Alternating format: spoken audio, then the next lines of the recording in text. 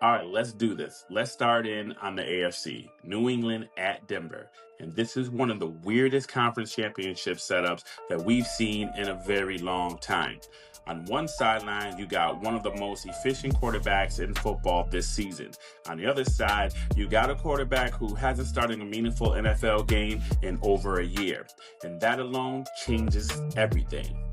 Now, QB breakdown. Drake May has been elite this year. Not good, not promising. He's been elite.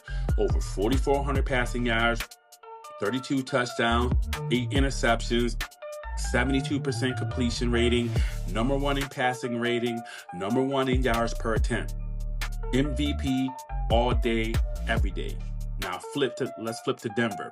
Jarrett Stidham, career backup. 8 touchdowns, 8 interceptions, under 60% completion in his career. Hasn't started a real game since 2023.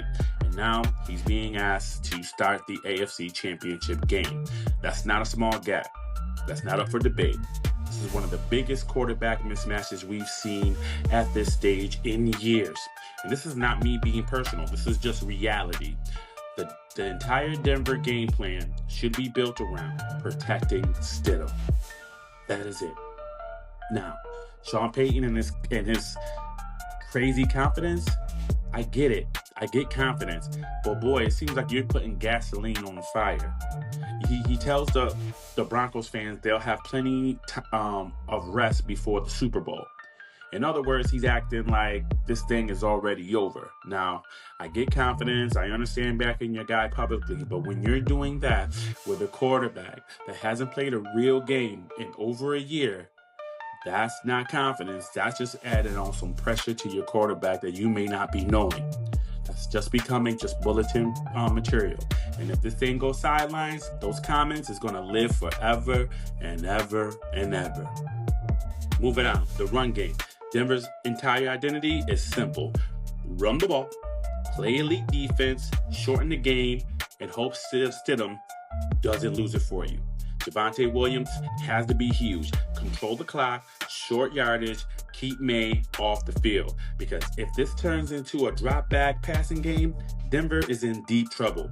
New England is built to score. 28 points per game, top in yards per play, explosive passive plays. Denver is built to survive, not to explode. I promise you. Now, on the defense. Now, here's where Denver can stay alive. Their defense is real. 2nd in yards allowed, 3rd in points allowed, 5 takeaways last week against Buffalo. They can wreck games. Patrick Sullivan likely shadow Stephon Diggs, Nick Benito, and Zach Allen's going to bring some real pressure.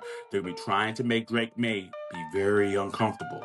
That is Denver's only path because defensively, they can hang with anybody. Offensively, that's where we tend to question things. Now, here's my take. Let me be clear.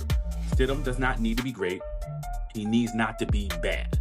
But in championship football, one bad throw, one strip sack, one panic moment, that's all it takes. And against a quarterback playing at an MVP level, efficiency is pivotal. Margin for error is little. Hope you take in what I'm saying. Denver versus New England. I'm taking New England on this one.